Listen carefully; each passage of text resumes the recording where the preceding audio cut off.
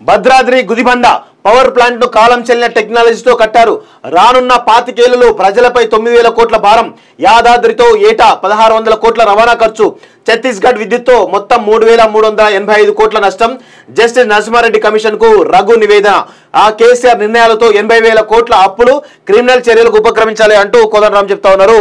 నిన్న రఘు అండ్ కోదండరాం ఇద్దరు కలిసి విద్యుత్ కమిషన్ ఏదైతే ఉందో నరసింహారెడ్డి గారిని కలిసి చాలా క్లియర్ డీటెయిల్స్ ఛత్తీస్గఢ్లో ఏం జరిగింది, యాదాద్రిలో ఏం జరిగింది, భద్రాద్రిలో ఏం జరిగింది అనేటువంటి కోణంలో ఈరోజు చాలా క్లియర్ కట్ నివేదిక ఇవ్వడం జరిగింది. ఈరోజు చాలా పెద్ద ఎత్తున అంటే కేసీఆర్ మనం అనుకుంటా ఉన్నాం తెలంగాణ సమాజంలో చాలా మంది ఒక భ్రమల్లో ఉన్నారు. కేసీఆర్ పాలనలో కరెంటు నిరంతరాయంగా వచ్చింది అనేటువంటి భ్రమల్లో ఉన్నారనే విషయాన్ని ఈరోజు అందరూ కూడా అనుకుంటా ఉన్నారు. నేను దాన్ని కొంత మార్చి చెప్పేట ప్రయత్నం చేస్తాను. ఎందుకంటే ఈరోజు 24 గంటల విద్యుత్ ఇవ్వడం ఎంత ఇంపార్టెంటో ఆ 24 గంటల విద్యుత్ ఇవ్వడానికి గల మెయింటెనెన్స్ అంటే దానికి అయ్యేటువంటి ఖర్చు దాని ఏ విధంగా వస్తూ ఉంది, ప్రజల ట్యాక్స్ నుంచి వస్తా అనే విషయాన్ని మనం గమనించాలి. ఒకటి. రెండోది ఆ విద్యుత్ సరఫరా ఛత్తీస్గఢ్ నుంచి ఇక్కడికి నిబంధనలు కానీ ఇప్పుడు మనం ఒక విద్యుత్ ఒక రాష్ట్రం నుంచి కొనాలి లేదంటే ఒక టెండర్ ప్రాసెస్ ద్వారా కొనాలి అనుకుంటే ఈరోజు దాన్ని కొన్ని రెగ్యులేషన్స్ ఉంటాయి. ఈరోజు ఒక ఇది పవర్కి సంబంధించినటువంటి రెగ్యులేటరీ కమిషన్స్ ఉంటాయి.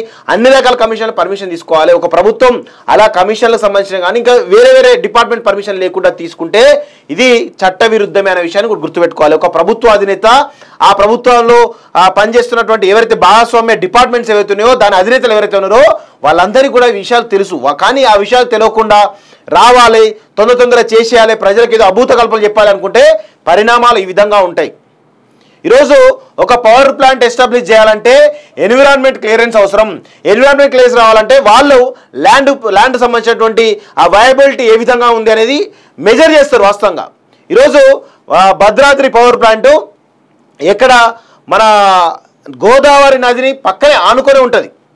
ఎందుకు పెట్టాలి? ఒకవేళ వరద ఎక్కువ వస్తే ఆ యొక్క ప్లాంట్ ఉంటుందా, నీళ్ళతో కొట్టుకోపోదా, అది వయబిలిటీయా? ఎన్విరాన్మెంట్ క్లియరెన్స్ లేకుండా ఏ విధంగా పెట్టగలుగుతారు? మొన్న రాసిన లెటర్లో అన్నాడు కదా, రామగుండంలో పెట్టలేదా, ఆడ గోదావరి నది పోతలేదా అన్నాడు. రామగుండం నుంచి నదొడ్డుకి ఎంత దూరం ఉన్నది సార్? మీరు రాసి పెట్టుకోండి. భద్రాద్రి పవర్ ప్లాంట్ మీరు రాసి పెట్టుకోండి. నది ఇట్లా నదిని ఆనుకొని ఉంటుంది. జస్ట్ 200-300 మీటర్స్ కూడా ఉంటుంది. రాసి పెట్టుకోండి. అంత ఘోరమైనటువంటి పరిస్థితి అక్కడ ఉంది వాస్తవంగా. ఎప్పుడైనా కానీ ఆ ప్లాంట్ పనిచేయదు. ఎప్పుడైనా ఒక వరదలు కొంచెం ఎక్కువ వస్తే మాత్రం ఆ ప్లాంట్ కొట్టుకపోయినా ఆశ్చర్యం లేదు. మీరు త్వరలో దాని పరిణామాలు చూస్తారు. నిజంగా భద్రాద్రి యాదాద్రి ఏమో ఇంకేదో దామరచెల్ల 280 కిలోమీటర్ల దూరం అట. ఎంత దారుణం! అంత దూరం ఓడిపెట్టారు. మనము గత తెలంగాణ ఉద్యమంలో చెప్పినాం, అరే విజయవాడలో ఎందుకు రా భయ్, ఆ సింగరేణి గనులు బొగ్గు గనులేమో భూపాలపల్లి, కొత్తగూడెము, రామగుండం అక్కడ ఉంటాయి.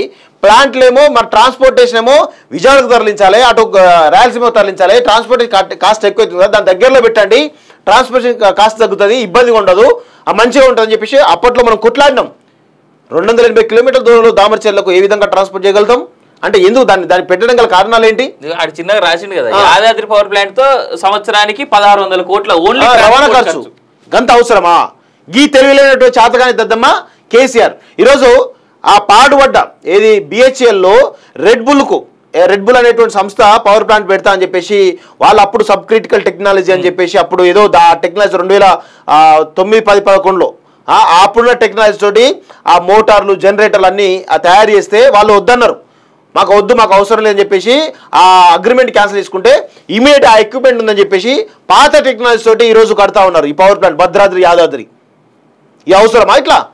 And that too he knows by 2015 Paris ఒప్పందం ప్రకారము సూపర్ క్రిటికల్ టెక్నాలజీ తోటి కాస్ట్ ఆఫ్ మెయింటెనెన్స్ తక్కువ, కాస్ట్ ఆఫ్ కన్స్ట్రక్షన్ తక్కువ, ఎన్ని వస్తే నాకు పైసలు మిగిలినటువంటిది పాతదాన్ని తీసుకొచ్చి ఇక్కడ పెట్టాడు. పైసలు కమిషన్ల కోసమే. నిజంగా చిత్తశుద్ధి ఉంటే ఎందుకు స్టార్ట్ కాలే మరి ఆ పవర్ ప్లాంట్? 10 ఏళ్ళు పడుతుందా నీకు కట్టడానికి? ఏడ కట్టినరా నా 2 బాయిలర్లే స్టార్ట్ చేసిర్రంటే మళ్ళీ కేసీఆర్ రాసుకున్నాడు 2 బాయిలర్లే స్టార్ట్ చేసినాం మేము, ఇంకేం స్టార్ట్ చేయలేదని చెప్పేసి. సిగ్గుండాలి కొంచెమైనా. ఎంత దారుణంగా అంటే కేసీఆర్ ఇలా అనేక రకాలైనటువంటి అంటే ఒక ప్రభుత్వం నడవాలంటే చాలా వ్యవస్థలు, చాలా కమిషన్స్, అన్ని రకాల డిపార్ట్మెంట్లు కోఆర్డినేషన్లో పనిచేస్తాయి. కానీ కేసీఆర్ తను ఒక్కడే ఎవరితో సంబంధం లేకుండా పనిచేసిన వల్ల ఈరోజు ఈ దిక్కుమాలినటువంటి పరిస్థితి వస్తూ ఉన్నది. రేపు భవిష్యత్తులో తెలంగాణ తీవ్రమైనటువంటి అన్యాయం జరుగుతుంది, తీవ్రమైనటువంటి కష్టాల్లో నష్టాల్లో ఉంది అంటే దానికి కారణం కేసీఆర్ వేసినటువంటి బీజాలని మనం అనుకోవచ్చు వాస్తవంగా. భద్రాద్రి గుదిబండ పవర్ ప్లాంట్ ను కాలం చెల్లిన టెక్నాలజీతో కట్టారు. రానున్న 25 ఏళ్లలో ప్రజలపై 9,000 కోట్ల భారం. యాదాద్రితో ఏటా 1,600 కోట్ల రవాణా ఖర్చు. ఛత్తీస్గఢ్ విద్యుత్తో మొత్తం 3,385 కోట్ల నష్టం. జస్టిస్ నరసింహారెడ్డి కమిషన్ కు రఘు నివేదన. ఆ కేసీఆర్ నిర్ణయాలతో 80,000 కోట్ల అప్పులు, క్రిమినల్ చర్యలకు ఉపక్రమించాలి అంటూ కోదండరాం చెప్తా ఉన్నారు.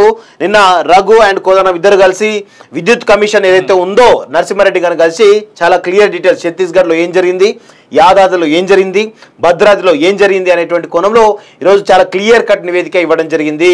ఈరోజు చాలా పెద్ద ఎత్తున అంటే కేసీఆర్ మనం అనుకుంటా ఉన్నాం తెలంగాణ సమాజంలో చాలా మంది ఒక భ్రమల్లో ఉన్నారు.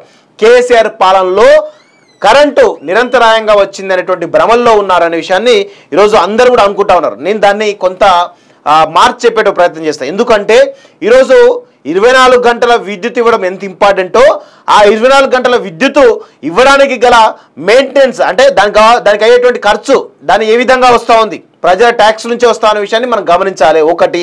రెండోది, ఆ విద్యుత్ సరఫరా ఛత్తీస్గఢ్ నుంచి ఇక్కడికి నిబంధనలు కానీ ఇప్పుడు మనం ఒక విద్యుత్ ఒక రాష్ట్రం నుంచి కొనాలి లేదంటే ఒక టెండర్ ప్రాసెస్ ద్వారా కొనాలి అనుకుంటే ఈరోజు దాన్ని కొన్ని రెగ్యులేషన్స్ ఉంటాయి. ఈరోజు ఒక ఇది పవర్కి సంబంధించినటువంటి రెగ్యులేటరీ కమిషన్స్ ఉంటాయి.